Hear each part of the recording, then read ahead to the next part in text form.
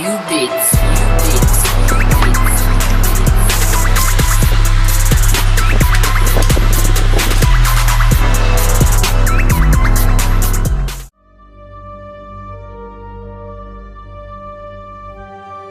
Salut la famille, M-A-R-T-Y, toujours au quartier hip-hop congolais, 228 rap live, ça continue.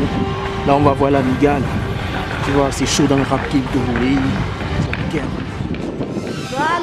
Aucun de ces battants dans ce game. Aucun de... Ouais, je suis en retard, 30 minutes d'effort, c'est pas grave, là on y va.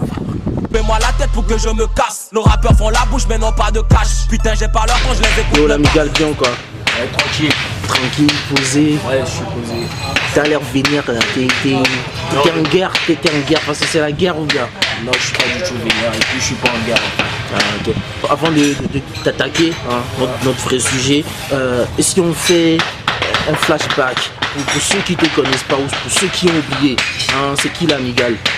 La Migale, c'est un artiste de la Get Hooligan. Ah, okay. Alors, je rappelle aux internautes, hein, ouais, pour ceux qui ont oublié, que tu étais venu en 2010. Ouais, je suis venu en 2010. Avant, à ce moment, tu bossais avec. Tu passais pas avec la Get Hooligan, tu étais avec. Non, je bossais pas avec la Get Hooligan, j'étais avec 4RS. 4RS. Ouais. Le Jackie Jack, Papara et Erika. Et t'es arrivé avec un son. Ouais, un son ouf qui s'appelle Objectif. Hein? Les vrais savent ce que je suis en train de dire. Ouais. C'était en 2010 et ça a cartonné et tout. Et après, t'as participé au truc là, non? Ouais. C'est avec Objectif que j'avais participé au Togo Hip Hop Parade. En fait, j'étais nominé dans la catégorie découverte en 2010.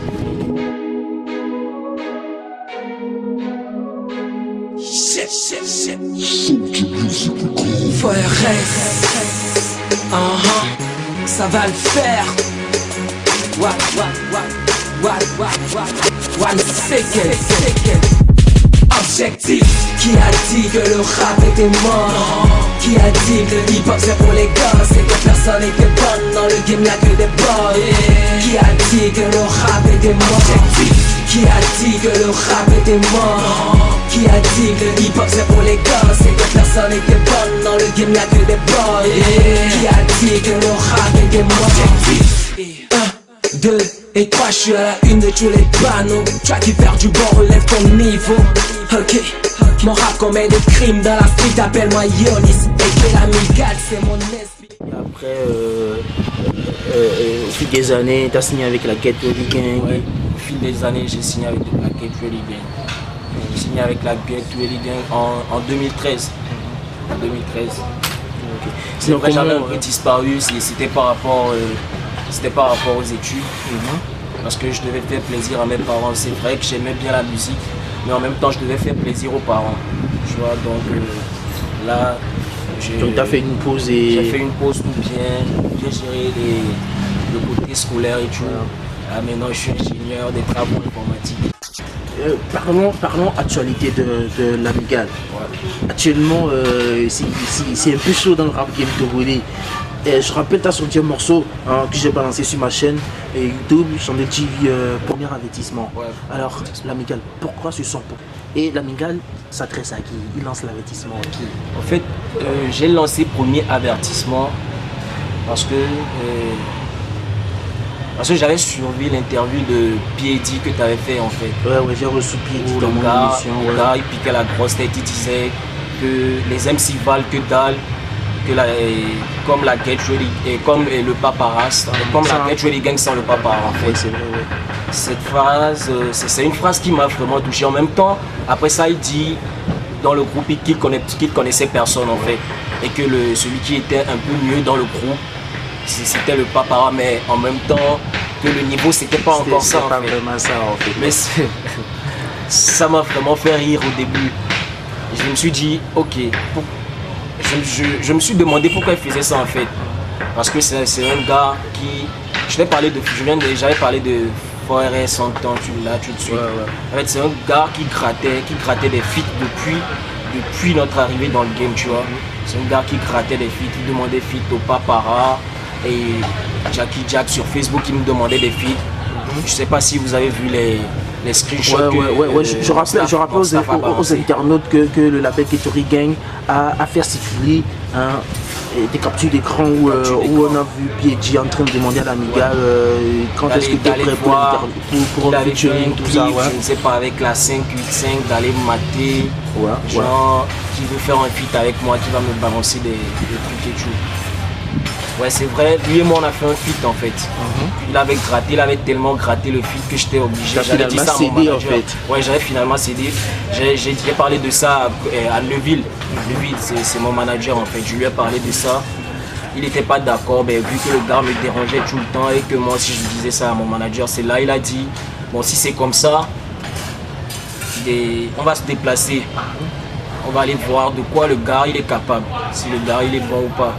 J'ai dit ok, il n'y a pas de problème. Un soir on faisait rien. J'avais envie d'enregistrer un truc et je lui ai dit non mais vite, pourquoi ne pas aller voir le gars là et gérer un truc en même temps vite fait. C'est là que je suis parti là-bas. Je suis parti là-bas, il m'a fait sortir une prod. Il a fait un refrain que j'ai pas kiffé le refrain en fait.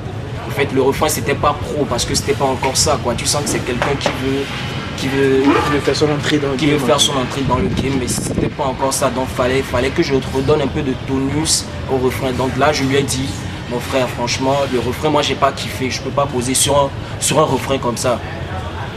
Et là je lui ai dit à mon petit, va me chercher quelque chose à boire, je dois me mettre bien. Direct, il est carrément sorti. Tu l'as envoyé en fait. Carrément je l'ai envoyé, il est sorti immédiatement, il est parti m'acheter un whisky. C'est là que j'ai tapé le whisky. C'est là que j'ai tapé le whisky. Ces exclusivités, vous l'aurez que sur Chandel TV. C'est là que j'ai tapé le whisky. Et là, il y a un refrain qui m'est venu en tête en même temps. J'ai fait le refrain, il a kiffé. Vite fait, moi j'ai écrit mon couplet. Je finis d'écrire mon couplet, je dis à mon frère, vas-y kick. Il me dit non, qu'il ne peut pas kicker, que franchement, ce que j'ai fait, c'est lourd quoi. Donc, c'était 2 mois après que j'ai reçu une version du son. 2 mois après, il me dit qu'il a pu poser, qu'il a finalement posé, que voilà ce que ça a donné. Et ça a pris 2 mois. Ça lui a pris 2 mois de pouvoir poser le son que moi j'étais venu faire le même jour chez lui. Bon, c'est par rapport à ça que je me suis fâché quand j'ai vu l'interview en fait. Il dit qu'il ne connaît personne dans la Get Ready Gang et que le niveau de la Get Ready Gang c'était pas ça quoi. C'est de là j'ai dit non. Là je vais lui lancer un premier avertissement. Tu vois. Et pourquoi tu t'es attaqué ensuite à tous ces potes en fait? En fait le truc c'est, je sais pas comment vous expliquer, mais en fait c'était pas un clash, c'était un avertissement. Parce que s'il a pu dire des trucs comme ça, dans l'interview, c'est que ces gars ont cautionné ça, tu vois. Donc en lançant l'avertissement, je lui ai dit, aujourd'hui tu ne te rappelles de personne dans la guette, le fut que t'as mangé c'était dans tes rêves, la prochaine fois que tu l'ouvres, je te tabasse à mort, tu as été l'SSS. Ouais. J'ai dit ça parce que pour moi, ce sont les gars qui l'ont cautionné à faire ça. Donc c'était l'avertissement que j'avais envoyé en fait, c'est ce qui m'a causé à faire sortir l'avertissement.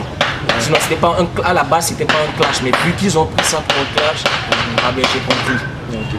Donc à la base c'était juste histoire de dire rapide et aller faire attention. Voilà. Parce que même il se dit qu'il est dans la LSS, mais les gars là-bas ne le calculent même pas parce que j'ai travaillé là-bas.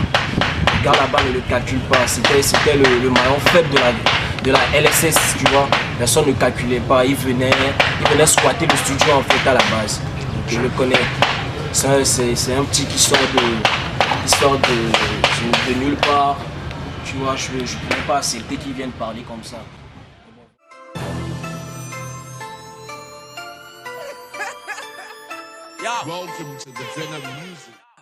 Aucun de ces battants dans ce game, aucun des rappeurs de mon bled ne pourra rapper mieux que Mameti.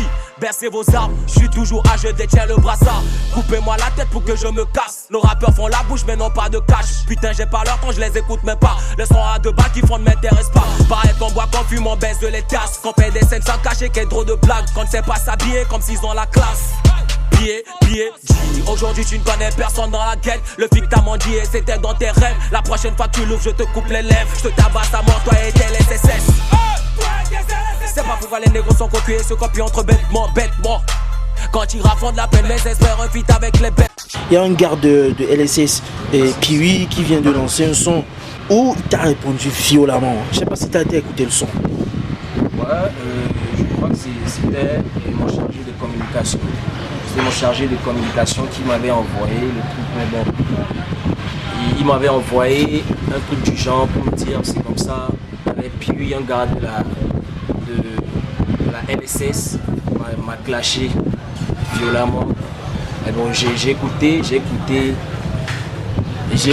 rien à dire. Je ne sais pas s'il veut du buzz parce que tout le monde n'est pas sans savoir que c'est un gars qui est sorti grâce à nous. Genre en nous clashant, c'est en nous clashant qu'il est sorti en fait. Ouais. Donc je pense que je ne lui donnerai pas l'occasion cette fois-ci de continuer dans ce sens parce que moi je fais du rap français, tu vois.